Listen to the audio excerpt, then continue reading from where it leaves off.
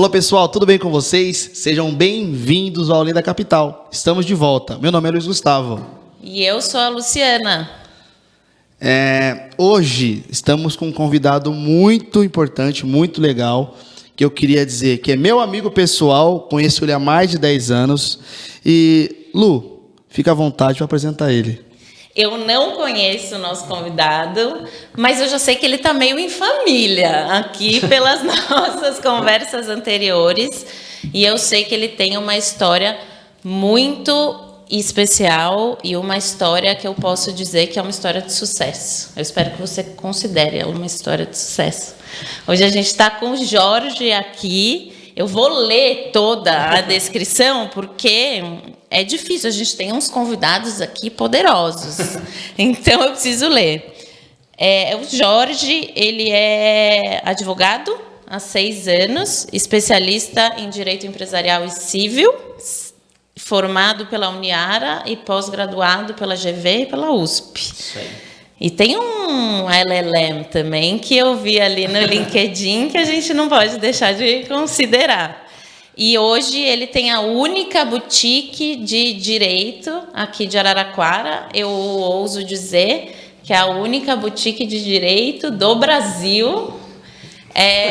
O que eu gosto muito, porque é um lance totalmente marqueteiro e muito especial.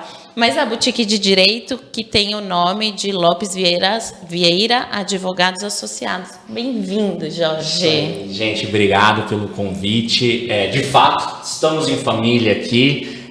O Luiz é amigo de longa data, com muitas histórias. Fala essas histórias aqui, não sei até onde vai comprometer. Melhor não. Mas são ciclos e eu fico muito feliz e honrado em participar do projeto.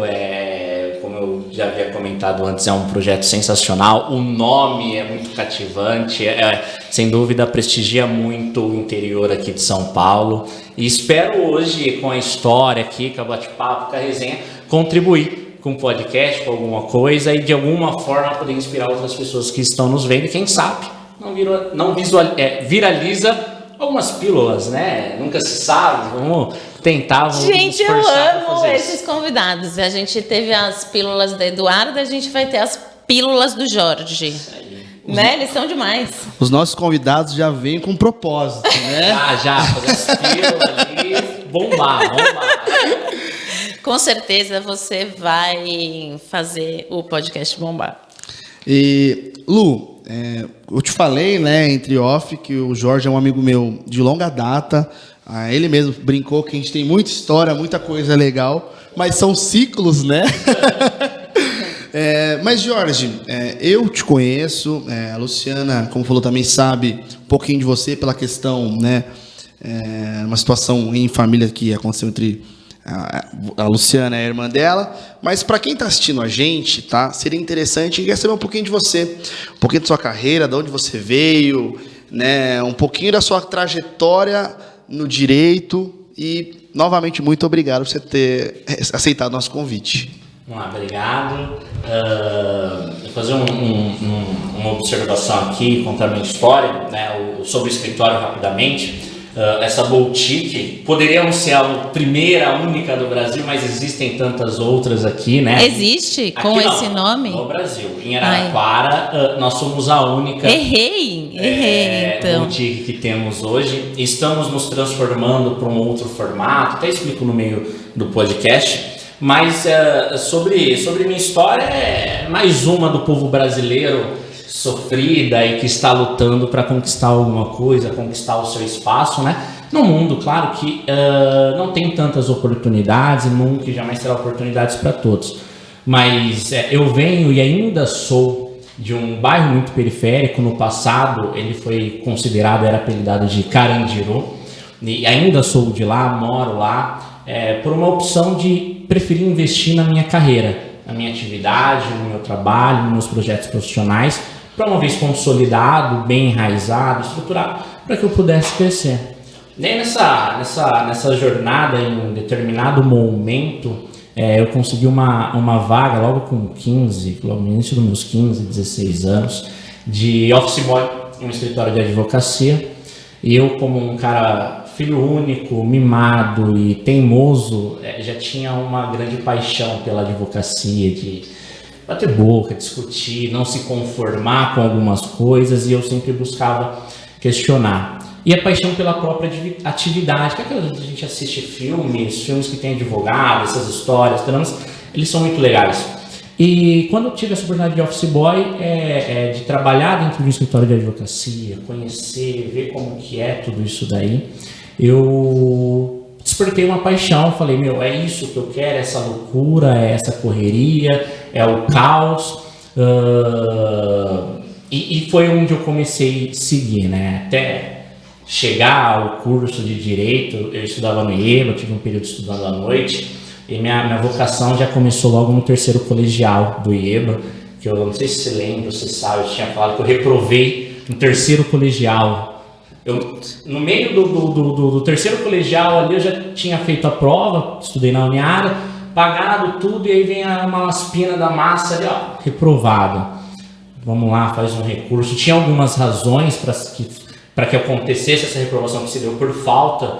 Foi um ano muito difícil, 2009, e foi feito esse recurso, foi aprovado, e aí começa a jornada na advocacia, na faculdade, né, com inúmeros problemas, dificuldades para pagar, dificuldade para fazer o pagamento, até que, concluindo a graduação, dentro desse escritório que eu iniciei como office boy, eu virei estagiário, assessor jurídico.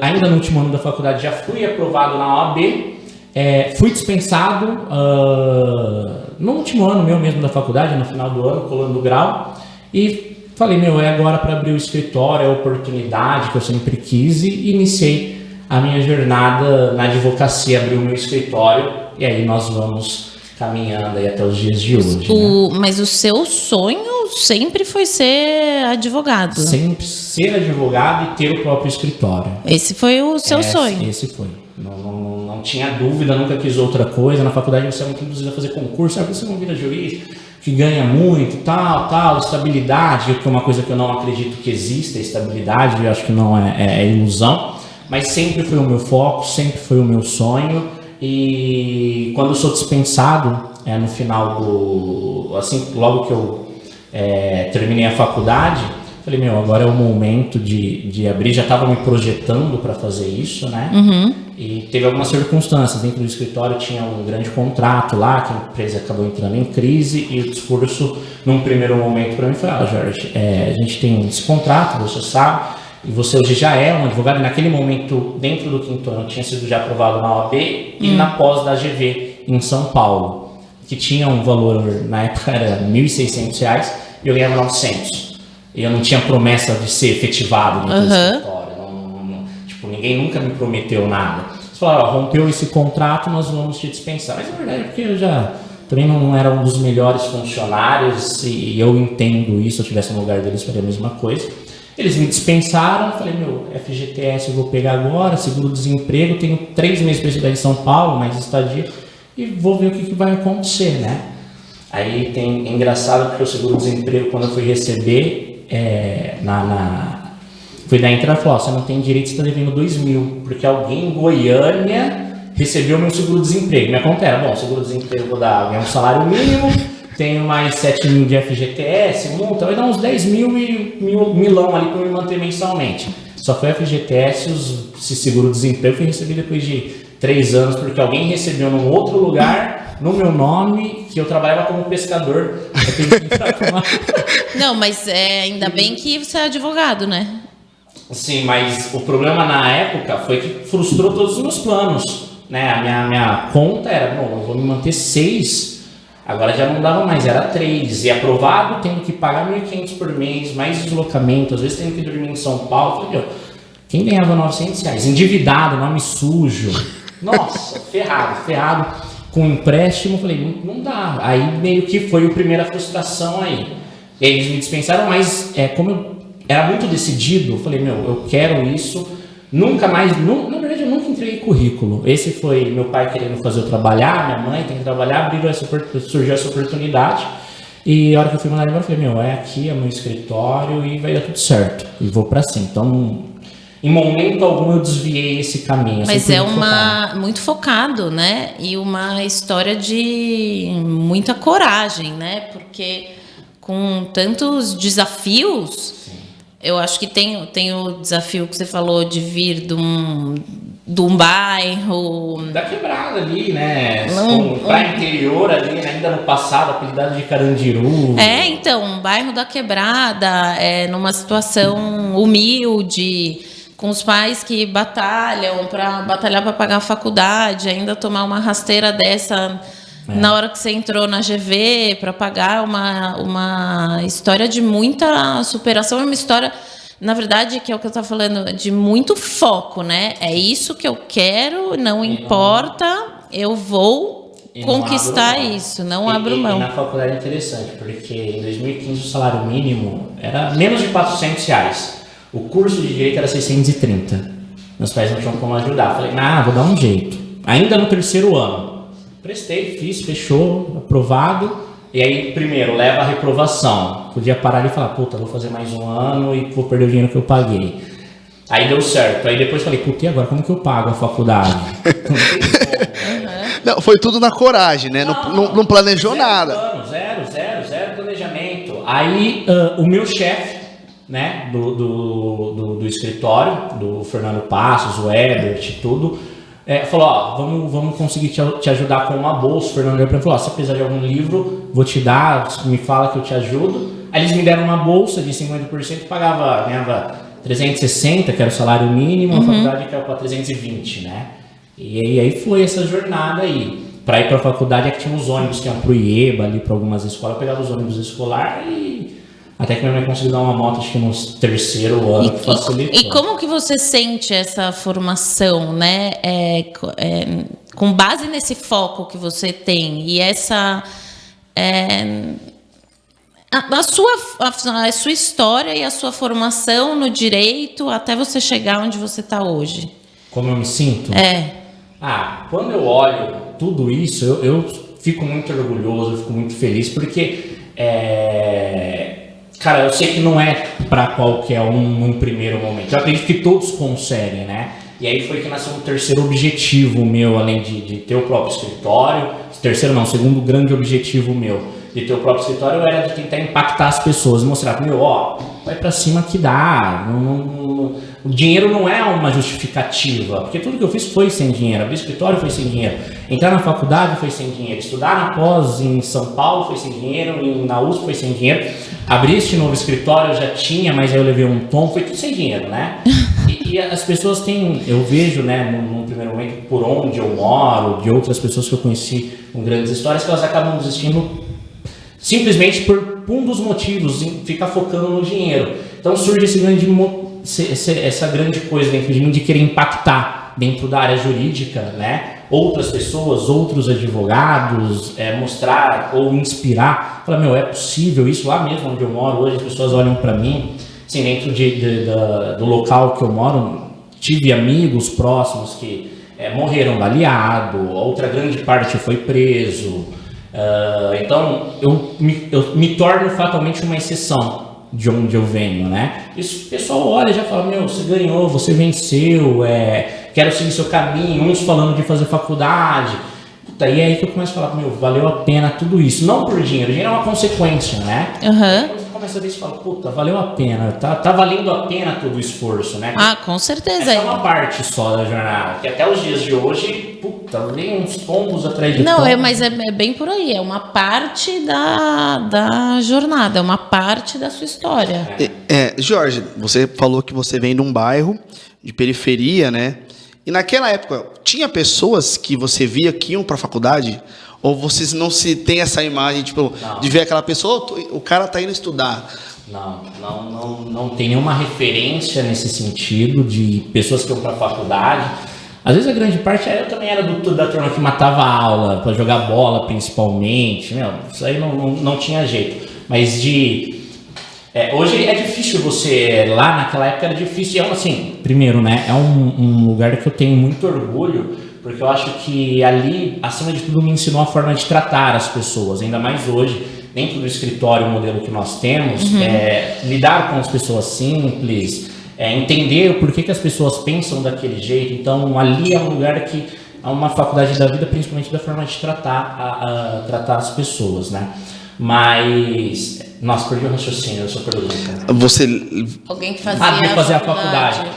Não tinha, não olhava. E assim, eu tenho a minha mãe numa ponta que falava, vai trabalhar e depois você faz a faculdade. Aí na outra ponta tem uma que falou, não, faz a faculdade, mas ao mesmo tempo não conseguia contribuir. Ele ajudou ali no primeiro ano, depois com o que dava, e depois não fazia mais nada, mas na outra ponta minha mãe, vai trabalhar, porque em casa não era uma situação confortável, a gente tinha uma certa limitação de poder comer e tal. Hoje já não tem tanto este problema, por mais que ainda esteja lá, já é uma outra realidade, uma outra circunstância. Mas eu não tinha inspirações, não dava para buscar inspirações, né? No seu meio? No meu meio, de fazer faculdade. E aonde você pegava essas inspirações? Não sei, eu falo que eu sou por algum motivo, Deus me iluminou para que eu seguisse esse caminho. E tem uma frase muito, muito marcante ainda na época de criança, que um cara chegou para mim, né, preto, negrão, chegou e falou, mano, preto, ele sacou uma bola de um monte de dinheiro e falou, cara, preto é com dinheiro no bolso, ou é bandido ou é traficante. Então ali você já era impulsionado para esse tipo de crença, existia um movimento muito forte nesse sentido, né? Hoje já é muito tranquilo, mas era nesse sentido. Então de estudar, vou trabalhar, vou entregar currículo, que estava na moda de trabalhar em mercado, e aí o pessoal queria mais comprar o carro, comprar a primeira moto, mas nada de estudar. Então, não tinha referência, era uma vontade, foco, e eu tenho assim, quando eu coloco alguma coisa na cabeça, dificilmente eu recuo, dificilmente eu vou atrás, eu vou pra cima até as últimas consequências e seja o que Deus quiser. Ô Jorge, é uma história, eu tenho certeza absoluta que você vai ter muito sucesso, mas já é uma história de sucesso, porque é uma história de uma superação absurda, né? Isso que você está contando. E dentro dos seus estudos, da influência do direito na sua vida, você chegou em algum momento, eu sei que as condições não eram favoráveis, a pensar em estudar ou passar por todas essas dificuldades fora do interior? Não. Primeiro, eu ainda hoje eu tenho mais convicção. Aqui no interior tem grandes referências e grandes pessoas para se inspirar. Na época eu não tinha acesso a esse conteúdo, eu não tinha acesso a essas pessoas, né? Era muito limitada a minha visão no primeiro momento. Então, nunca pensei em sair fora. Pensei em estudar fora. Estudar por questões de algumas oportunidades, conhecer pessoas fora, entender como é lá fora, e foi um crescimento absurdo. Mas trabalhar não. Trabalhar, fazer São Francisco lá, se desse. Na verdade, eu nem conhecia. Jura? A São Francisco durante a própria graduação, nem imaginava. Talvez se eu soubesse, talvez eu tentaria, não sei se eu tentaria ou não, mas quando eu fiquei sabendo, foi a partir dali que, por exemplo, veio a minha pós na USP. Que tem a São Francisco em São Paulo, tem em Ribeirão, e desde primeiro ano de formado eu comecei a tentar os mestrados lá dentro. Ou seja, faz 6 anos que eu tento o mestrado dentro da São Francisco. Aí nesse último ano eu passei no mestrado da própria USP, que tem acesso a todo o material, aulas de lá também em alguns momentos. Mas é que eu abri mão hoje do mestrado, mas naquela época eu não tinha, nem sabia o que era São Francisco. Sabia o que era PUC ou a importância que essas faculdades tinham. Cara, e para você ver que numa dessas, né, o quanto o interior ainda pode se apropriar até da falta de conhecimento das pessoas, né? Porque tem gente que tem o acesso às coisas da capital e tudo mais, mas tem gente que não tem. E olha o turbilhão de oportunidades que podem serem criadas para isso, né? Sim. Da faculdade a negócios, a outras coisas, e até um negócio meio social, né? E o interessante, né, que a gente fala que o interior deu para ele, né, a universidade do interior, ele não conhecia, né, as faculdades de São Paulo, a PUC, a USP, nada. E, cara, a universidade do interior proporcionou para ele viver toda essa vivência dele ter um escritório dele próprio. Proporcionou o sonho. Sim, e é o que a gente fala, você não precisa ir procurar fora, né? Aqui tem também, você consegue chegar lá, e depende só do seu esforço. E hoje eu tenho muito, assim, após passar por essas faculdades, entre a FGV e USP, hoje no estado de São Paulo é a primeira e segunda do estado, mas tem a Uniara, que é o que me deu tudo, né? E que eu sou muito grato. Eu não acho que você precise ir para lá. Hoje, com o conhecimento, acesso a tudo que eu tive, não acho. Eu acho que sobre faculdade, o estudo quem faz é o aluno. Hoje nós temos grandes profissionais, aqui eu falo que onde eu trabalhei, que é o Passos e Silva, e tem o Fernando Passos, cara, para mim ele é o top 3 do Brasil na área de empresarial. Esse cara é absurdo, você não precisa ir lá para lá. Aí você tem aqui outros grandes advogados que eu conheço, são brilhantes e não tem uma USP, não tem uma FGV, só fez uma graduação e ponto. Uhum. E assim, tem uma história fantástica, construiu um grande patrimônio, impacta no que faz, é referência no que faz, mas eu não sei, assim, para mim hoje você não precisa sair do interior para ter oportunidades, você consegue tudo aqui, é uma questão de ter foco. E hoje você tem várias pessoas, assim como você falou do Fernando Passos, que te inspira por aquilo que faz você querer ficar aqui, né? Exatamente, eu não acredito. Hoje o escritório tem um projeto de chegar à capital.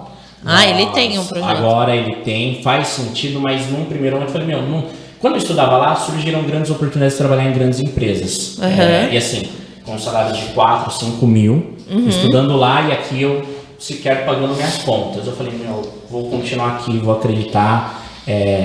Me convidaram para participar de processos seletivos. E falei, não vou participar porque não me convidaram para trabalhar, mas para participar sem a minha iniciativa de entregar currículo. Eu falei, se eu passar num lugar desse, vou ganhar 4, 5 pau, hoje eu estou ganhando 800 e tenho 1.000 de conta. O que vai ser da minha cabeça? Eu vou perder toda a minha essência, tudo aquilo que eu sempre que eu acredito, talvez eu entre numa zona de conforto, ganhando muito mais. Então, vou ficar aqui, acredito... Você escolheu o desconforto. Escolhi ficar aqui passando perrengue no meu último ano da pós da GV. Cara, minha mãe deu sangue pra me dar uma motinha, ela pagava 250 por mês, que é a minha CGzinha do mal. Essa moto realmente é do mal. É do mal. E ela era boa, porque R$5 ali você dava a semana inteira, também super econômica. Mas nesse segundo ano meu de formado e no último ano da pós da GV, eu não tinha dinheiro para entregar meu TCC. Não tinha. E eu estava devendo 3 meses de aluguel e a imobiliária me ligou. Foi quando o meu primeiro escritório foi o Alcindo, um grande advogado, tinha me concedido com a filha dele, me cederam um espaço onde eu iniciei. E eles, basicamente, são a mola propulsora, assim, da minha atividade, né? A oportunidade começa com o Fernando me auxiliando com a faculdade, então sempre vai estar nas minhas referências. E aí vem o Alcindo que falou, tem uma sala que você não precisa pagar nada. Mas quando eu quis sair da minha zona de conforto e alugar minha sala, deu 1 ano e eu atrasei 3 meses. Você nunca teve na sua zona de conforto? Foi um caos o tempo inteiro. A hora que eu achava que impulsionar, dava errado. A mulher falou, você vai pagar, senão a gente vai ter que fazer o despejo. Eu tive que vender a moto, que minha mãe ralou tanto para me dar. Eu lembro que acho que deu uns 2.200 a moto. Paguei todas as contas, sobrou uns R$300. E a finalidade era para ir para São Paulo entregar meu TCC da pós, né? Não é um TCC, era um artigo científico, para eu poder ir lá e fazer essa entrega. E aí eu fiquei uns 6 meses, 4 meses andando a pé. Então eu ia trabalhar a pé, às vezes eu tinha que ir ou de manhã ou à tarde, porque se eu fosse de manhã, não ia ter para almoçar, para poder voltar, sabe? E aí fazer audiência a pé, chegava molhado às vezes, e nossa, foi um caos. E abrindo mão. E nesse meio tempo surgiu uma oportunidade de uma empresa de consultoria, era uma multinacional, ela viu meu LinkedIn na época, hoje quase nem uso, mas eu fiz na época. Falou, eu vi seu currículo, achei legal, você não quer vir fazer uma entrevista com a gente, tal, para poder participar? Falei, qual que é o salário? Ele falou, a gente paga para júnior, que é o iniciante, 3.000, né? Mas é negociável, já deixaram meio aberto, vai depender da sua experiência, formação, a gente já viu que você tem uma pós bem conceituada. Eu olhei, pensei, falei, andando a pé ali, triste, lamentável, né? Chegando um dia em casa falando, pô, vou parar com tudo, vou fazer outra coisa. Acho que nessa jornada você vê as pessoas falando, por que você não faz concurso? Vai lá fazer concurso, por que você não, nossa, ficar sofrendo desse jeito, né? E só descascando. Falei, acho que eu vou, balancei, mas aí eu falei, não vou, porque se eu for efetivado, se eles me contratarem, é muito perigoso por causa dos meus sonhos, dos meus objetivos. Cara, né? você foi numa história muito louca, assim, de superação. Só me vem a palavra superação na cabeça. Talvez eu repita isso muitas vezes. Nessa história de tropeços e de resiliência. Sim. Vamos lá, nessa história de resiliência, ela é uma história linear em busca do seu sonho, né? Sim, ali é uma coisa que eu nunca abri mão. Nunca. Depois que eu tive acesso, por exemplo, à própria USP, né? Uma das coisas que eu falei, acho que não é o momento. 6 anos tentando ali mestrado, até que eu entro como aluno especial do mestrado da USP.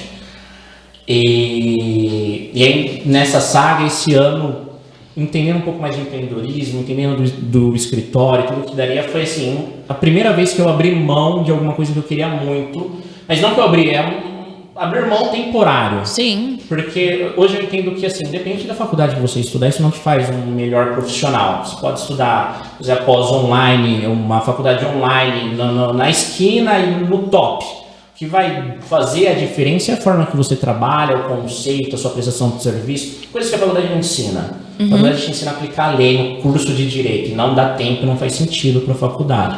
Mas como eu entendi, eu falei, eu quero me dedicar ao empreendedorismo agora, eu entendi que isso vai tomar muito tempo, não vai fazer sentido para mim o mestrado agora, porque senão eu não vou conseguir me dedicar, ainda mais no projeto de expansão que o nosso escritório tá querendo. Sexta-feira a gente vai fazer uma reunião para abrir numa nova cidade, ainda está em segredo, mas talvez a gente já abra, semana que vem a gente já inicie em setembro em uma nova cidade, e o ano que vem a gente quer ver se chega à capital, ou pelo menos em mais 2 lugares. Se vai dar certo, é uma outra história. Vai dar certo. Mas a história é assim, temos pontos. Hoje, diferente de lá, tem toda uma estrutura, a gente tem mais conhecimento, acesso, tem sócios.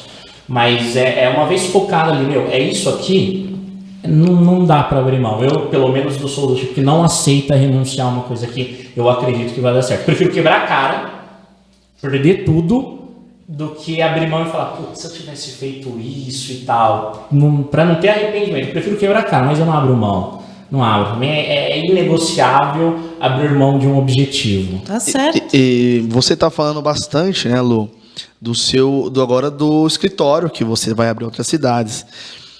E eu conheci o primeiro escritório, e Lu, se você for nesse agora, você vai ficar apaixonada. Parece aqueles escritórios daquelas séries de advogado. Suítes. Inspirado nesse modelo. O escritório é maravilhoso. O escritório é muito bonito. Jorge, quando você resolveu, tá, que estava na hora de montar aquela estrutura que você tem hoje, e você resolveu criar a boutique jurídica em Araraquara, porque assim, pro interior, né? Você vê que hoje a gente sabe que o meio jurídico é muito conservador. Você foi e deu 3 passos na frente. Qual foi o momento dessa chave que você achou? Tá na hora. Você trouxe... Eu me enganei na hora que eu falei, talvez a única, não sei, do Brasil, mas você trouxe a modernidade, a inovação pro interior, né? Esse conceito já existe, assim, diferente do Brasil, nos outros países, é uma atividade mercantilizada, de advocacia, e tem esse conceito de boutique. Quando a gente olha no Brasil, o que é a boutique? É uma estrutura enxuta, com advogados especialistas no que fazem. Então não é assim, é um advogado que atua em todas as áreas. É um advogado para cada área, trabalhando com casos que ele vai escolher se pega ou não, e aí você tem em tese ali, né, mas esse é o nosso conceito, os melhores profissionais. Então, hoje o escritório tem a ideia de ter um projeto que nos ajude a crescer, que é ter os melhores advogados, não só de Araraquara, mas do estado, e ser reconhecido. Um sonho que a gente está se programando para que aconteça, se concretize dentro de 5 anos, a conta de 2020. Né? Mas quando eu chego nesse momento, o que aconteceu? Né? Aí vem um dos maiores tombos também, na hora que eu entrei na minha zona de conforto. Você tem tatuado resiliência? Assim? Não, eu queria fazer. Você devia ter tatuado Estou aqui, pensando em fazer. Mas o que aconteceu? Nesse mesmo ano que eu vendi a moto, e foi o ano que realmente falei, vou desistir, que eu ficava fazendo audiência a pé e me ferrando, surgiu uma oportunidade de um grande contrato de parceria, que na entrevista o cara falou assim, você tem carro? Não tinha nada, andando a pé, pô, fui de mototáxi de mototáxi de terno, tem carro? Na verdade, eu falei que eu falei, não, eu não tenho, mas isso daí não vai ser um problema, eu não consigo. Aí tem que falar com meu pai, que a esposa do meu pai que tinha um carro, eu falei, e me viro. Ele falou, tá bom, porque pra gente fazer essa parceria, que eu ia atuar somente nas relações bancárias, tudo, tem que ter carro. Eu falei, tá bom. Ele falou, isso daí vai ser um problema? Eu falei, não, de forma alguma. Ele falou, então tá bom, pega um tratado com uma segunda. Isso era numa sexta. Sábado eu comprei um carro com o nome sujo no nome da minha tia.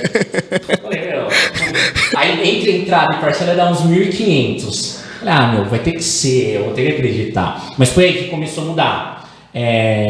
Eu comprei um carro, financiei em 5 anos e ao mesmo tempo surgiu um grupo de processos trabalhistas que eu tive que atuar. Um dos maiores que andam até hoje dentro do escritório.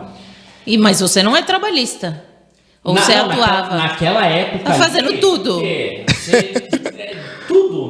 Não falava não tinha condições de falar não. Se eu falasse assim, eu sou advogado empresarial, eu ia passar fome. Porque o empresário em si, ele procura muito mais pessoas mais velhas, experientes. Então quando ele olha uma pessoa mais nova e dentro do escritório são todos novos, não dá muita credibilidade no primeiro momento, que é uma coisa que a gente tenta construir para mudar esse divisor de águas. Mas, era tudo, fazia tudo, não falava não para nada. Mas assim, eu já tinha um know-how por causa do escritório, que eu fiquei 6 anos e transitei em todas as áreas. Trabalhista, administrativo, civil, empresarial. Então, eu não tinha dificuldade em transitar em todas as áreas. Para mim era bem tranquilo, mas eu fazia de tudo. Hoje já não. Hoje eu passo para os meus sócios, os advogados que estão lá.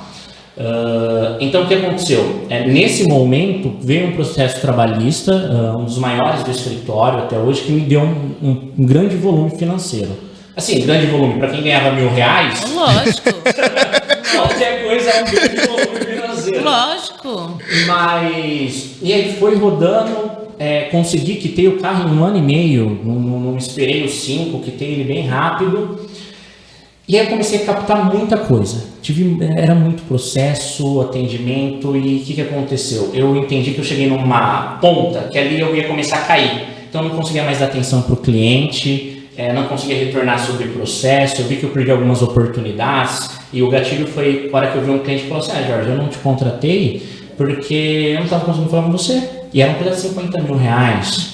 Falei, putz, chegou a hora de mudar. E coincidentemente, nesse momento, eu comecei a estudar um pouco mais sobre educação financeira e empreendedorismo. Eu comecei a ler um monte de livro, Os livros mais famosos estavam vendendo na Amazon, os top 1 em empreendedorismo, finanças, desenvolvimento, comecei a ler. E ali eu entendi que era hora de falar, agora tinha um preconceito com sociedade, queria trabalhar sozinho. E a ideia de trabalhar sozinho, que é uma coisa que eu acho que eu perdi muito tempo na minha vida, era arrogância, ignorância de achar que é muito bom, E você pode até ter habilidade em alguma coisa, mas talvez uma grande parte você seja ruim, você precisa ter alguém para suprir isso, e agrega, E eu não tinha essa visão, eu falei, eu acho que eu sou bom para fazer isso, eu trabalho, não tenho problema de trabalhar 24 horas por dia se precisar, eu vou ter um sócio que se fizer só trabalhar 1 hora por dia vai começar a dar briga, eu não vou gostar, nós vamos começar a criar conflito. E aí eu entendi que se tivesse uma sociedade de 3 Jorge não ia durar 1 semana, ia romper. Então foi quando eu falei, agora eu acho que eu vou... Não foi só isso, eu já tinha um dinheiro guardado, tudo, e a sala que eu estava à venda. Ela estava à venda e apareceu um comprador. Já estava mais de 1 ano à venda, apareceu um comprador. O cara entrava lá, posso dar uma olhada e tal? Aí é dia sim, dia não, com a esposa. Eu falei, esse cara vai comprar a sala aqui, vai ser de mim. Só que nesse momento, vou abrir, uma coisa que poucas pessoas sabem, vamos abrir para todo mundo. Eu já tinha mais de 100 mil na conta, com um rendimento financeiro de mais de 10 mil naquele momento de final de ano de 2019, ano que tive um faturamento de mais de 200 mil para uma conta fixa mensal de 2. Então, margem de lucro era absurda e fora o que tinha para entrar. E o cara foi lá e falou, acho que eu vou comprar essa sala. Era fim de ano, era outubro mais ou menos, mas desde setembro ele começou a namorar. Ele começou a namorar a sala. Falei, meu, e agora? O que vai ser comigo? E assim, eu com todo esse volume, pensando em alugar uma sala de R$500 e ficar no mesmo prédio, que ali era a minha zona de conforto. Foi tanto perrengue que eu passava, falei, meu, eu não aguento mais. Não quero arriscar, vou ficar aqui. Não dá, não tem como, velho. Agora faz um ano. Ai, que eu tô respirando. Tinha comprado viagem, fui no Porto de Galinhas. Falei, meu, não dá, tá gostoso, assim, tá bom, eu vou arriscar. Aí eu lendo esses livros e tudo mais, o cara falou, não, eu vou comprar. Aí eu falei pra ele, ó, se você for realmente comprar, se você puder me avisar antes, pra eu poder mudar no período de recesso e tudo mais, né? Nesse meio tempo eu comecei a ver sala ali, que era no edifício central, em frente à igreja. Comecei a ver sala ali, tudo pequenininha, tem que fazer um monte de coisa. Falei, nossa, vai ter que gastar uma grana aqui, meu, vai ser foda. Falei, bom, já que é pra gastar, então vamos ver uma coisa diferente. Aí eu gostava muito do América. Falei, acho que eu vou pro América. Aí eu comecei a ver sala lá e alguém me falou assim, mas tem... Ah, a mulher da imobiliária tem um Vitória. Dá uma diferença de R$300. Só que ali eu pagava 500 de aluguel, o América era 1.200. O Vitória ia para 1.400. Falei, como eu vou pagar isso? Não dá.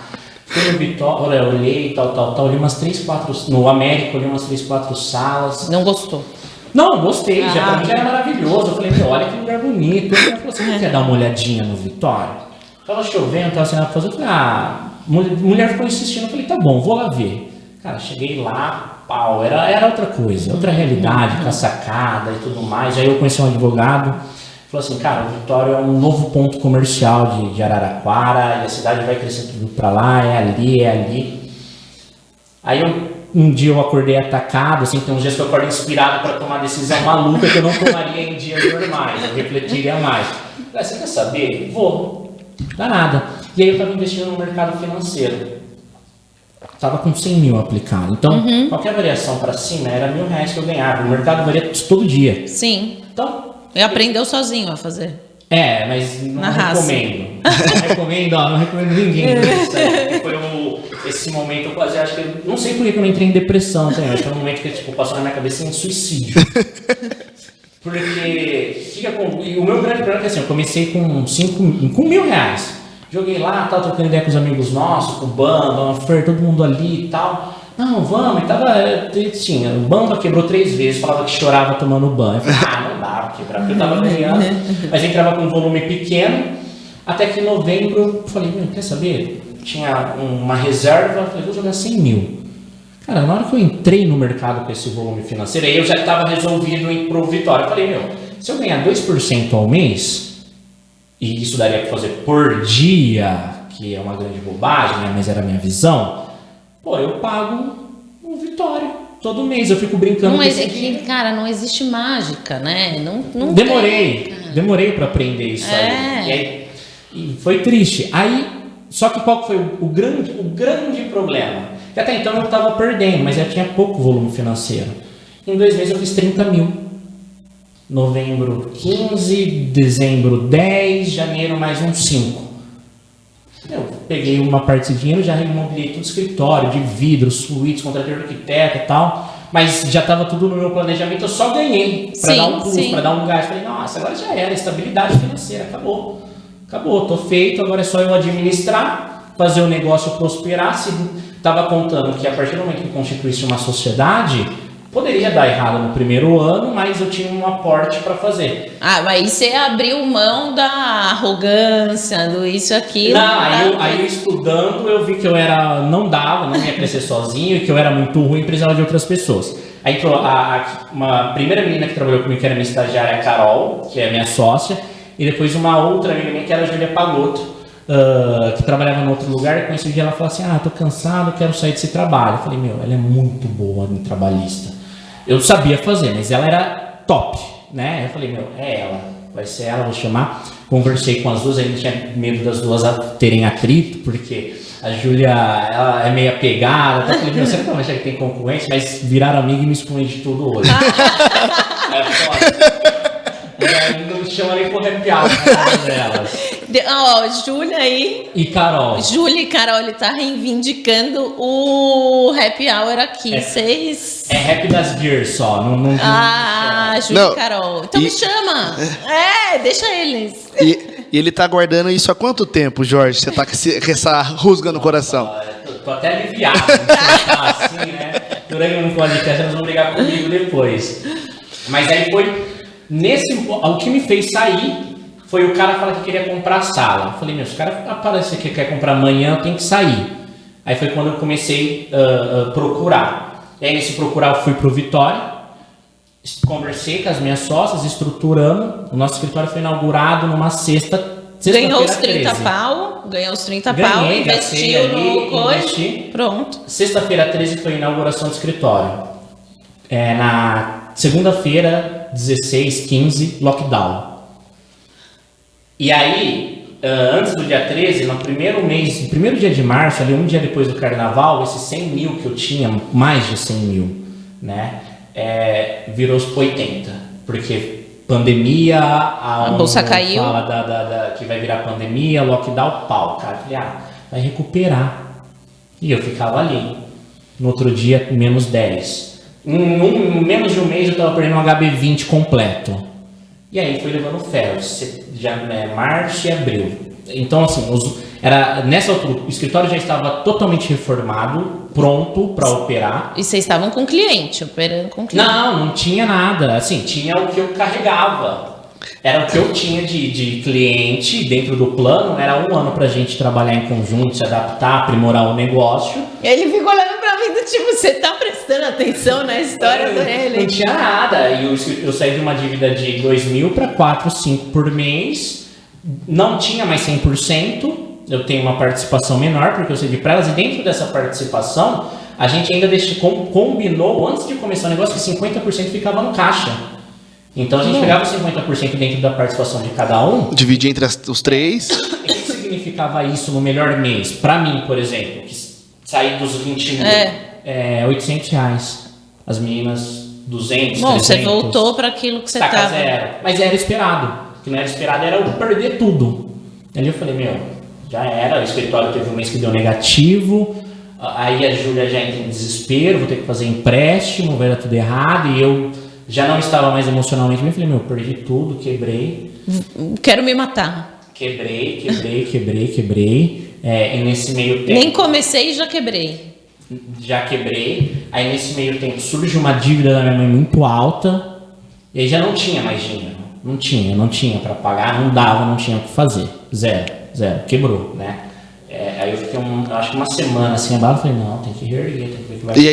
E a estrutura do novo escritório, incrível. Pronto, ali, assim, foi projetado para ser um dos mais bonitos, de fato, da cidade, da região, para um cliente, quando entrasse lá, ficasse impactado e saberia que ele ia ser cobrar caro. Porque até então estava numa salinha que as pessoas entravam, davam credibilidade, mas você é novo, tudo isso. Eu fui no outro advogado, então a gente queria ser um grande. A gente trabalhava como grande, né? Mas e aí? Quebrou e, vida que segue. Eu tive que me recompor, mas fazer o quê? Perdi. Aí você continuou com os seus clientes que já estavam na carteira e elas foram fazer os clientes dela. Mas aí já não era mais basicamente meu, porque eu tinha muita coisa de família, tinha muita coisa de trabalhista. E aí você só pegou. simplesmente setorizou. E de lá pra cá? Contando. Aí de lá pra cá, aí no meio em agosto, né, ainda tava em crise, a gente se reuniu e falei, a gente precisa crescer. Acho que desse jeito tá melhorando, a gente precisa crescer. Aí foi quando a gente abriu um projeto que falava nos ajude a crescer e tudo mais, e nessa veio o Cairo, que é um puta de um amigo meu, e eu tinha resistência também de ter amigo em sociedade, falei, acho que não vai dar certo. Num primeiro momento, no começo do ano, de fazer isso, eu conversei com ele, a gente conversou, falei, Cairo, você faz a pós na PUC, você vai ter uma puta formação, a gente vai abrir junto, vai ser top. E acabou que não vingou porque eu tinha esse receio. Eu falei, sociedade com amigo, acho que não vai dar certo, chamou o cara. O cara entrou lá, mudou a forma do escritório, agregou demais. Aí que cuida só da área criminal. E aí, dentro de um mês, 2 meses, Cairo dando entrevista no Datena, dando entrevista na Cultura, falando de caso polêmico, pegando casos de repercussão nacional. E assim, foi uma troca. Né? Sim, teve uma troca que agregou para todo mundo. Aí entra a Rafa fazendo de previdência e até então... Quais são as áreas? Família, penal, trabalhista, tanto para pessoa física quanto corporativa, previdência e eu cuidando da área de contratos e da área de empresarial. E aí dentro da área de contratos, transitam em vários contratos, desde contrato empresarial, contrato de consumo, contratos imobiliários, que são áreas natural da minha formação já, que é em civil e empresarial, que eu transito por todas elas. Ah, entendi. E aí, mas basicamente o escritório hoje, ele já quadruplicou o faturamento dos anos anteriores. Não cheguei àquele patamar, mas assim, fazendo um valuation no nosso escritório, a gente já sabe que ele já está avaliado em mais de 1 milhão tranquilamente. Uhum. É que não dá para vender. Sim, mas sim. eu estou num processo, assim, não mas o escritório tem 1 ano e meio. 1 ano e meio, nesse novo formato. Nesse novo formato. E você acha que foi esse novo formato e uma visão empreendedora que, apesar dos perrengues todos, que fez ele crescer junto com o Caio? Foram os atritos, né? Eu acho que se eu não tivesse todos os atritos que eu tive nessa história, porque quando eu olho para trás, no começo eu me questionava, por que eu tô passando por isso? É justo, eu acho que eu sou esforçado e tal, mas não adianta ser esforçado, fazer aquele esforço burro, né? Tem que ser esforço inteligente. E eu ficava muito bravo com isso, mas quando eu olho hoje, um pouco mais eu falo, se não fossem esses atritos que foram ciclos de aprendizagem, não teria chego aqui. E hoje a gente está condicionado ainda a dar tudo errado, a gente vai abrir um novo escritório e pode dar tudo errado, mas a história do escritório é de risco, a história do escritório é sobre essa perspectiva de querer crescer, querer mais, sempre, claro, dentro dos limites éticos. Na verdade, não é, acho que nem a história do escritório, é a história do Jorge, né? É uma história de risco total. O cara resolveu fazer faculdade sem saber se ia conseguir pagar a mensalidade, foi fazer a pós sem saber se ia conseguir pagar, e acho que é uma característica sua, né? Você é o risco em pessoa. Mas esse é o ponto. Hoje, quando eu olho, eu não falo que cresceu por minha causa, porque acho que eu atribuo isso como uma qualidade. Sou um cara que assume risco. Vamos, e não deixo ninguém recuar. Só que toda a organização, o elogio que os clientes fazem lá dentro, a forma de prestação de serviço, é o trabalho da sociedade, principalmente pelas minhas sócias, advogados, acreditarem no projeto. Não adiantaria eu assumir todo esse risco, que foi um tombo, e eu falo, foi bom que foi agora, com esse valor, porque eu estimo ter muito mais daqui 1, 2, 3 anos, ter o triplo, e o tombo seria muito maior se não fosse naquele momento. E você não vai fazer a cagada que você fez também, porque tem um pouco de ego, tem um pouco de ganância, tem tudo envolvido, e é um amadurecimento, é um aprendizado, enfim, tem um monte de coisa. E, assim, no final faz parte. Você achou que valeu a pena? Sem dúvida, não me arrependo de absolutamente nada, isso. Nada. Eu acho que é isso que fez chegar até o escritório até onde está hoje, né? Hoje o escritório já não é mais Jorge, a gente institucionalizou ele a gente quer ser o escritório que tem a maior quantidade de sócios do Brasil. Então, se a gente olha os grandes escritórios, tem mais de 100, 200 sócios. Essa é a nossa proposta hoje. Todo mundo que está lá adere a essa filosofia, e assim, dentro dessa filosofia a gente sabe que a gente vai errar, né? Sim. E vida que segue. Jorge, hoje no seu escritório, você tem clientes mais do interior ou você atende mesmo montante, mesmo interior e capital? Tudo. A gente tem clientes no Brasil inteiro, na verdade. Um ponto, né? Uma grande crise foi o escritório inaugurou entre o lockdown. E aí esse ano, lockdown de novo. Essa crise nos fez nos tornarmos um escritório 100% digital. Esse se tornar 100% digital fez com que a gente pegasse processos, acho que norte, sul, leste, todo o Brasil. Nós temos processo. Não, a nossa grande clientela está ainda no interior, mas nós temos clientes em Curitiba, nós temos clientes em São Paulo, Rio de Janeiro, Minas Gerais, Nordeste, ele tem alguns processos que tramitam. Então, a partir do momento que nós entendemos o poder do digital, nós investimos de muito dinheiro nisso daí, tentamos, dentro do que é possível na advocacia, ficar digital e captar esses clientes. Porque hoje, o que nós olhamos? A pessoa, quando procura um advogado, a gente está tendo eu entendo uma mudança de forma de ver o advogado. Nesse mundo digital, quem é um grande advogado, quem é um grande empresário, está muito condicionado àquele sucesso da rede social. Então, olha o número de seguidores, que é uma grande ilusão, mas as pessoas olham isso, olham o trabalho, e vão falar, parece que eles estão fazendo um trabalho. Então, isso nos permitiu chegar lá, porque se a pessoa for rastrear, buscar a rede social de cada um do escritório, ele vai achar uma identidade visual, ainda que, para quem é do marketing, não é a forma mais adequada de longe, nosso marketing, profissionalmente falando, não é mais adequado, mas olhando os escritórios de advocacia, ele é diferente. Então, eu sou do marketing, né? Eu sou formada, minha escola, não sou formada, minha escola é essa. E eu dei uma stalkeada, assim, obviamente, antes da gente vir aqui conversar. E me chamou a atenção, de verdade, assim, porque aí entrei no seu, entrei no do escritório, entrei no das meninas, e realmente todos têm o mesmo formato. E me chamou a atenção o quanto vocês estão engajados em colocar o digital e vender, porque nada mais é que a rede social é isso, que a rede social é uma vitrine de vendas. Sim. E vender o escritório e vocês muito bem. E nessas eu tenho uma pergunta. Existe um mix muito grande entre o empreendedor e o advogado. Sim. E o empreendedor a gente não aprende na escola, na faculdade, a gente aprende na raça. Como que você lida com o lado empreendedor e o lado advogado dentro de tudo isso? É um conflito interno muito grande, né? Porque a formação natural de quem quer ser advogado é primeiro estudando a aplicação das leis. E automaticamente você é induzido a prestar concurso. Porque num concurso de ensino médio, assim, que as pessoas começam a avisar que não tem um grande nível de dificuldade, você ganha 5 mil, 6 mil reais. Depois você tem para juiz, promotor, que você ganha mais de 20 mil. Você estuda para isso, e aí você sai com uma concepção de, se for uma vez formado, o que é o marketing para o advogado?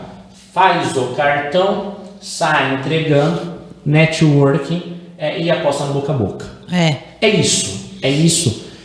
E eu sempre questionei muito isso. Falei, tá bom, quando você olha o mercado jurídico, ele é fechado naturalmente, né? Aqui em Araraquara, eu acho, não sei como são outras cidades, mas os advogados são unidos, né? Quem diga que não é e tal, mas se você precisar de ajuda, eles tem muita essa ajuda. Mas você tem um mercado fechado em algumas áreas do direito. E aí você eu olhava o lado do lockdown. Como que eu vou apostar no boca a boca e network se eu não posso sair de casa? Como eu vou me relacionar? Não dá, não tinha como. E a gente precisava começar a fazer algumas coisas diferentes. Aí você era novo, né? E aí precisa vir um perfil empreendedor. Só que a advocacia você não pode mercantilizar. Então eu não posso fazer uma venda ativa. É igual o médico, né? É o mesmo conceito. Eu não posso fazer essa venda ativa. O que a gente vai fazer? E para mim, assistindo Flávio Augusto, Paulo Lema, Thiago Nigro, os caras top... é venda, tudo é venda. Eu falei, como que a gente vai vender nosso trabalho? Não dá. E aí a gente contratou uma empresa de marketing por 2 meses, elas começaram a fazer o trabalho, a arte, mas a forma que nós fazíamos, e nós conversamos com eles e falamos, sim, não recomendo, não tem que fazer, tá tudo errado isso, tecnicamente falando, não é a melhor forma, mas comparado com os outros escritórios, vocês estão fazendo uma coisa diferente que chama um pouco mais de atenção, né? E aí nós voltamos a fazer da nossa forma. E qual foi a estratégia? Aí o lado empreendedor, eu falei, todo dia alguém precisa de advogado. Nós estamos andando na rua e a pessoa precisa de um advogado. A pessoa está no celular agora, ela talvez esteja com um problema e ela precisa de um advogado. Desculpa dizer, infelizmente, né? Felizmente para você, mas infelizmente a gente sempre vai precisar do advogado. Só que tem 2 lados. Por exemplo, eu e a Júlia no lado corporativo.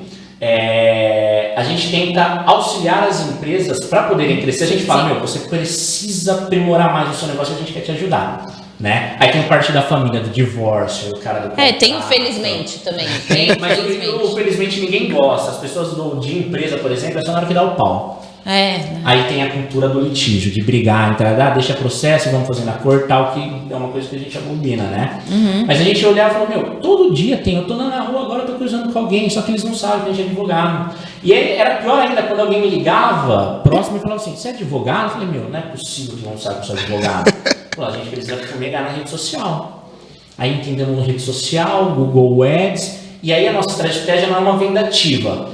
Mas é ficar posicionado, em tese, a cada 5 pessoas, assim, no mundo digital. Se alguém falar que quer um advogado, ela vai lembrar da gente. Essa estratégia que começou-se a fazer no ano passado, hoje dentro do escritório já é 40% do nosso faturamento. É mesmo? Porque a ideia nossa é inverter o digital, porque você falar com advogados antigos, o que funciona? É o boca a boca. Faz uma fachada bonitona. Não, ele ganhou uma causa pra mim, chama ele e tal. Esse é o conceito. E eu falei, não concordo, não dá, pra nós que não temos relevância nenhuma, não tem família no jurídico, ninguém conhece a gente, não dá. E se o cara acabou de se formar e tem um escritório, tem que ter uma fachada bonita, o cara não tem dinheiro pra fazer cartão. Não. O cara não tem um cliente, não tem nada, vai investir uma grana que ele não tem, né? Exatamente. E foi o que eu fiz, na verdade. Eu me endividei ali. Eu peguei isso daí, o meu dinheiro, comprei um computador, mesa e cadeira, e no restante fazer esses negócios de cartão que eu não entrego. Não entrego cartão. Eu acho, na experiência de escritório, para mim não funciona. Ninguém fala, eu vi seu cartão, né? Não. E aí nós começamos a criar algumas estratégias e às vezes a gente entrava em alguns conflitos com o código de ética, mas hoje a gente acha que o código de ética não é um problema, né? Houve modernização e foi assim, e aí hoje dentro do escritório eu estou muito mais gestor, responsável por fechar contrato, algumas coisas, resolver os problemas e gerir toda a estrutura e processo interno do que advogado. E como você se sente? Porque você tem uma paixão de criança pelo direito. Eu tenho medo, às vezes, de falar, se eu ficar focando, e as minhas sócias falam, você tem que ficar fazendo isso e ir na mesa de reuniões, fechar contrato e resolver problema. Eu falo, mas eu vou perder a prática, eu não quero perder, eu quero continuar desenvolvendo, né?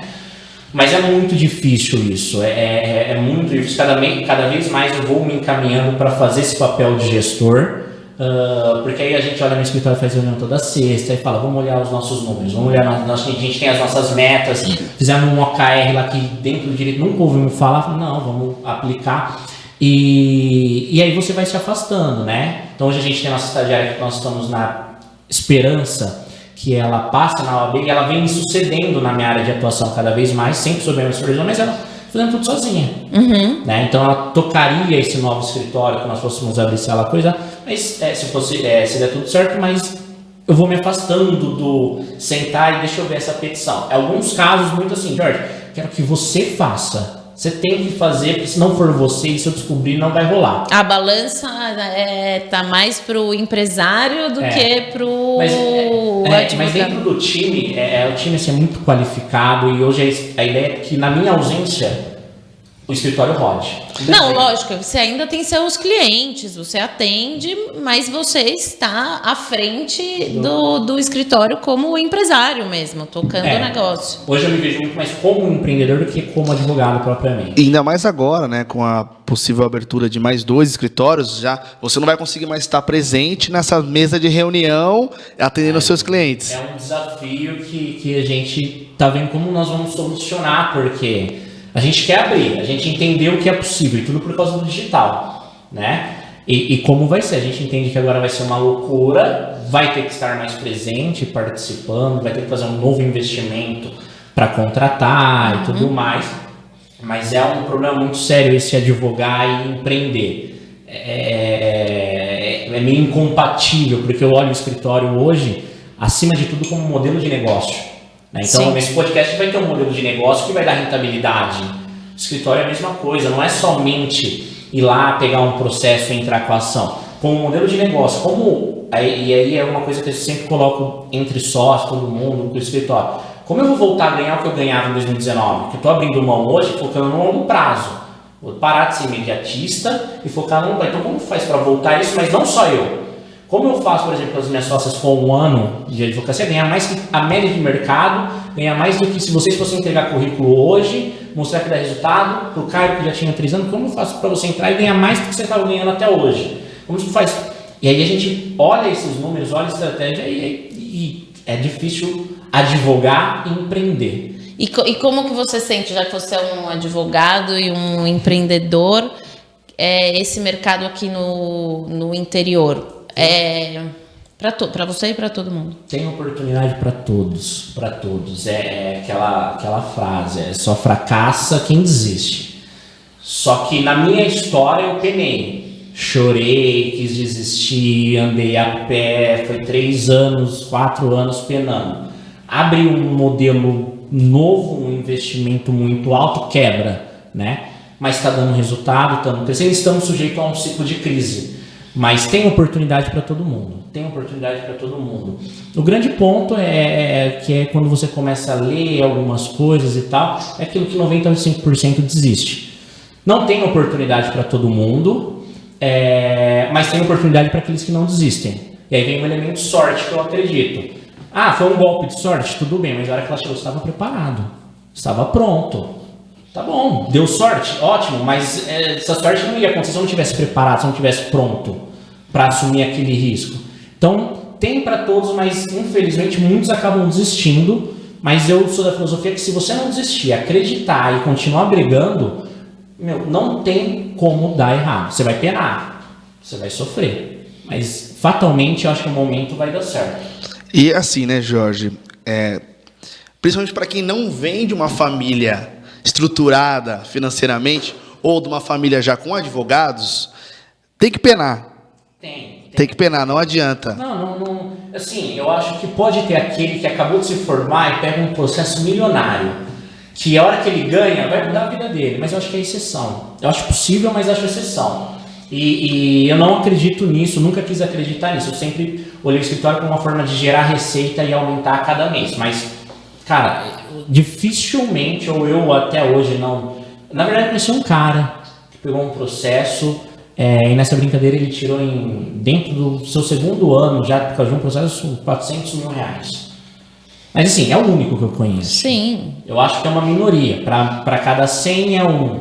Aqui em Araraquara deve se formar uns 200 alunos em direito por ano, que vão ser aprovados na OAB 11, 12%, que vão querer advogar menor ainda. Uma parte vai para concurso, e da minha turma de 6 anos, da minha turma saiu um promotor, que se formou, e teve uma outra menina também que passou, mas em 6 anos foram os únicos, os últimos 6 anos de tanto tempo de formação, e não tinha um nesse formato há muito tempo. Então, seja para concurso, que nesse caso o promotor ganhando uma nota, seja para advogar e chegar num grande patamar, há uma jornada absurda. Acho que não existe uma conquista sem um esforço, sem suar sangue, né? Total. Sem olhar um momento e falar, não dá, vou desistir. Ah, não, total, para todo mundo.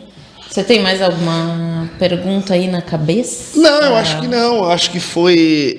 o Jorge, ele falou muito bem o que é, né, Lu, a ideia do projeto, que o interior tem um caminho muito legal para os advogados que estão se formando agora, que o cara não precisa ir embora para tentar a carreira dele, que o cara tem que persistir, tem que lutar até o final. E acho que é o mais importante, acho que a mensagem é essa, nada é fácil. Né? Tudo que é... Meu pai sempre falou, tudo que vem fácil, vai fácil. Sim. E hoje você dá muito mais valor para o seu escritório que você tem hoje, porque você suou e você lutou para chegar lá. Então acho que a mensagem tem que ser essa, não pode desistir dos nossos sonhos. Não pode. E consistência. Consistência. Não pode parar. A gente estamos fazendo eu, Jorge, né? Quero o meu Instagram crescendo, bombando. Mas faz 1 ano, quase 2 que eu tô ali postando conteúdo, e aí vem aqueles poucos likes, apanhando e tal. Mas é consistência. Eu acredito que daqui a pouco, 1 hora com o trabalho, uma hora vai estourar aquilo lá. Vai estourar. Aqui vocês, consistência, uma hora estoura. Ou dá um golpe de sorte, né? Aparece um cara, vai investir. Fala, eu vou importar uma grana aí, tal. Estão prontos. Então, eu acho que é a consistência, né? Tem uma história do bambu chinês. Não sei se vocês já ouviram falar. Não é uma história, é o como funciona, né? Que eu vi, eu achei muito intrigante isso. Quando você vai plantar um bambu chinês, durante 5 anos ele não cresce. Na verdade, no 5º ano começa a sair algumas pontinhas. Ou seja, você está fazendo uma plantação e durante 5 anos ali cuidando, você não está vendo nada, você não está vendo o resultado. Mas na verdade, quando você olha ali as raízes na terra, embaixo da terra, ela está criando grandes raízes. Ela está criando grandes raízes para a hora que crescer, dar uma paulada. E tanto que depois do 5º ano, ali alguns meses ou semanas depois, ela já cresce seus 25 metros. Em questão de menos de 1 ano, ela cresce os 25 metros. Mas em 5 anos ela fica ali criando raízes. Para a hora que ela crescer, ela ter consistência e não ser derrubada por qualquer vento, chuva, nada disso, né? Então, às vezes, a gente começa a desenvolver um trabalho, algum projeto, e no curto prazo, focado no curto prazo, a gente não vê resultado e acaba desistindo. Mas talvez você esteja criando raízes para a hora que você crescer e a pessoa falar, nossa, mas corri do dia para a noite. Mas esse dia para a noite foram 5 anos, 10 anos penando, ralando para chegar naquele ponto. E é essa jornada, no meio dessa jornada, que as pessoas desistem porque acham que é difícil ou que não dá certo. Nossa, né? Que bonito isso. Adorei saber a história do bambu chinês. Vamos colocar no Instagram, né? A pílula do Jorge. Chama a pílula do Jorge. Eu queria falar 2 pontos, né? Esse é o nosso 4º episódio, o terceiro convidado. Né? Isso, nosso terceiro convidado. Terceiro convidado. Os 3 falaram a mesma coisa: consistência. Porque a gente instiga a falar do sucesso, né? Sim. Porque senta aqui quem a gente acredita que tem sucesso e vai ter mais sucesso. Porque o sucesso é relativo, obviamente. E vocês 3 falaram da consistência e do caminho, e eu já falei isso em outro episódio. Você não chega no sucesso sem ter toda essa trajetória. Então, você tem um caminho longo pela frente para alcançar o sucesso em si, independente do que o sucesso seja para você. Sim. E entra na história do bambu chinês que você acabou de falar, é muito, muito legal. E aí, de novo, né? Eu fico repetitiva aqui. O podcast, ele se faz por merecer, ele faz sentido quando a gente fala que a gente quer ressignificar o sucesso através das histórias aqui do interior. Agora a gente tem o nosso Momento Sebrae, que vai entrar um vídeo com um dos meninos falando sobre o Sebrae e falando sobre as experiências que eles podem passar para a gente nesse universo do direito. Olá, tudo bem, pessoal que está aí assistindo ou ouvindo mais um episódio do Além da Capital. Eu estou aqui direto do Sebrae de Araraquara, né? Eu sou Aurélio Guimarães e eu vou dar uma dica aí para você que é prestador de serviço e queria repensar o seu modelo de negócio. Muitas vezes o prestador de serviço tem um pouco de dificuldade de enxergar pontos de melhoria, como fazer inovação, como praticar inovação dentro de um processo de uma prestação de serviço. Primeira dica é tangibilizar, né? Então, o prestador de serviço é aquele que vende o intangível. Então, ao tangibilizar o seu serviço, embalar o serviço de uma maneira que ele seja consumido e que ele seja percebido pelo cliente, né? Seja pela quantidade de horas de serviço prestado, seja pela questão de módulo, como você divide, seja pelo conhecimento técnico que você apresenta. Então, a primeira dica é tangibilizar o serviço, né? E há várias maneiras, e hoje as principais delas são os infoprodutos, né? Que são aqueles produtos que podem ser consumíveis no ambiente online. Então, muitas pessoas têm inovado a prestação de serviço criando infoproduto, né? Produtos como e-books, Spotify, plataformas online, cursos, módulos, usando Spotify, podcast, usando o conhecimento técnico que vocês têm, seja como um profissional liberal, um advogado, alguém da área da saúde, alguém da área do bem-estar, e aí acaba usando as plataformas, né, as lives, e tangibiliza isso e torna isso também rentável, né? Então, o infoproduto, ele é aquele produto que ele é consumido de forma online ou no ambiente online, e ele também pode ser entregue aí para o seu cliente. Então, quer inovar na prestação de serviço, pensa aí em como empacotar, né, em como promover percepção de consumir, né, como que o seu cliente consome esse modelo. Bom, e o Sebrae tem uma oportunidade que é o programa Brasil Mais. Então, para você que é de Araraquara e região, ou de qualquer unidade, ou de qualquer cidade do Brasil, temos o programa Brasil Mais em todo o Brasil. É um programa gratuito, onde ele promove a identificação da inovação, né? A identificação e a implementação da inovação. E aí vocês têm a oportunidade aí durante 3 a 4 meses poder implementar modelos de inovação. E na dúvida de qual é o Sebrae mais perto da sua residência, ligue no 0800 570 0800.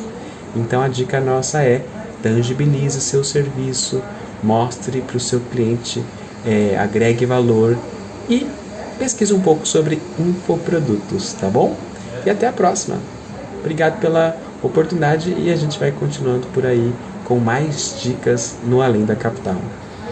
E aí, gostaram do vídeo? Eu tenho certeza que sim, porque a gente gostou também. E você pode assistir esse vídeo sempre, né? Agora a gente vai encaminhando para o final. Toda vez a gente fala que vai falar pouco, mas a gente encontra um baita de um convidado e o papo flui. Mas a gente tem 2 perguntinhas que a gente faz para todo mundo. Vai, Lu.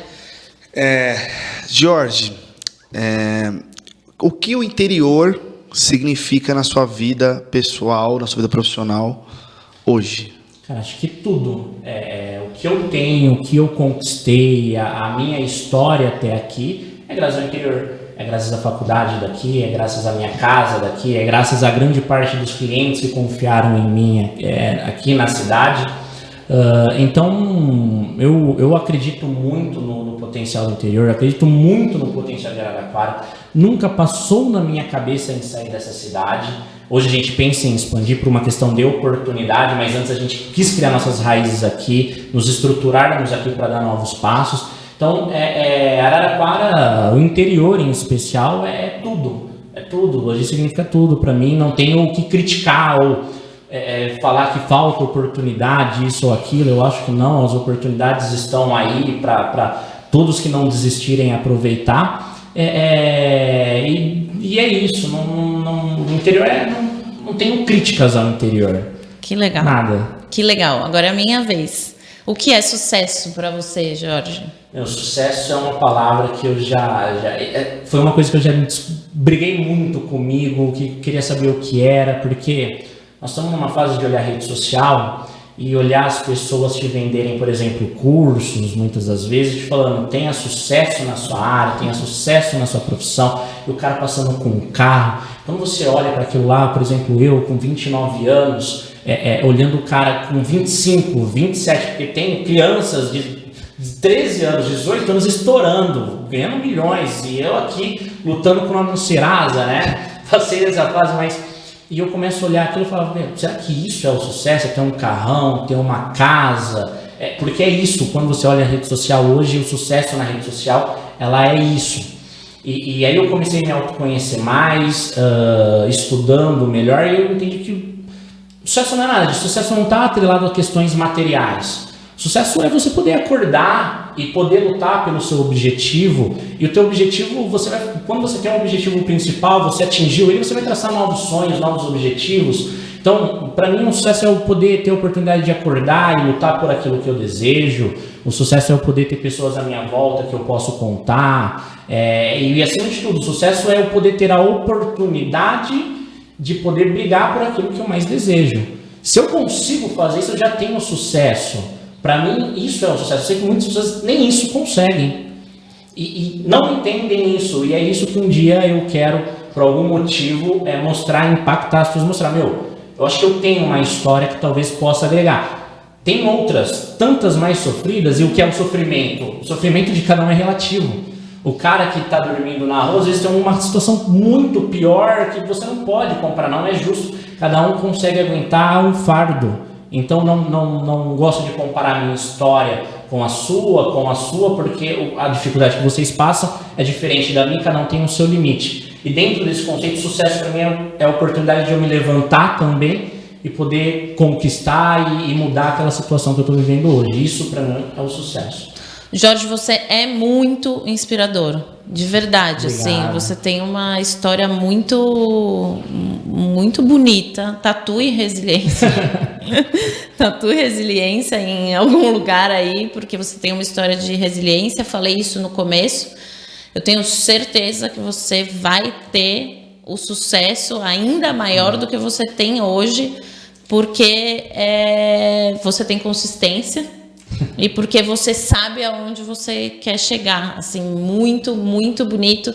Obrigada por você ter trazido ele. Estava ansioso, né? E hoje eu posso dizer que você é um homem de sucesso. Para quem não sabe, a gente é amigo há muito tempo, nossas mães são amigas. E eu vi todo esse crescimento do Jorge. Muitas vezes a gente não via ele nos lugares, falava, mano, cadê esse cara? E hoje faz sentido, né?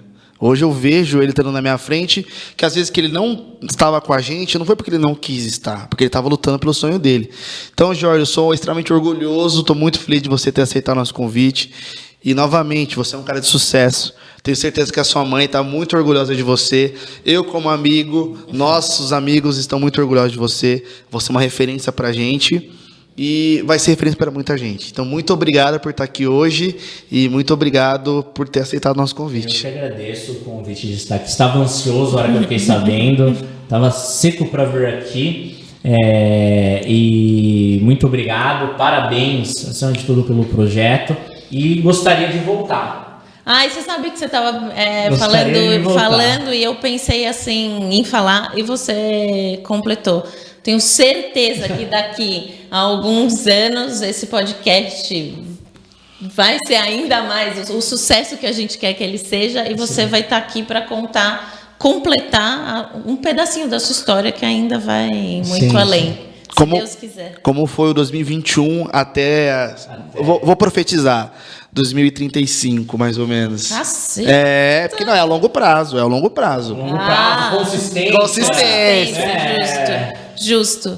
Legal, pessoal. Quero agradecer vocês que ficaram aqui até agora e dar aquele recadinho no final para curtir o vídeo, curtir o áudio no Spotify, o vídeo no YouTube, indicar para aquelas pessoas que vocês gostam e para aquelas pessoas que vocês não gostam, indicar se vocês amaram o vídeo, que eu tenho certeza que vocês amaram. E se vocês também não amaram, indique também, porque pra gente serve. É importante também. É importante também. E agradecer de novo por vocês estarem aqui acompanhando a gente. Vamos lembrar que a gente aceita indicações de pessoas de sucesso e inspiradoras, porque a gente quer construir o Além da Capital junto com vocês. Gente, muito obrigado. Até a próxima. E a gente tem um brinde, que é o brinde de sucesso do final. Gente, muito obrigado. Valeu.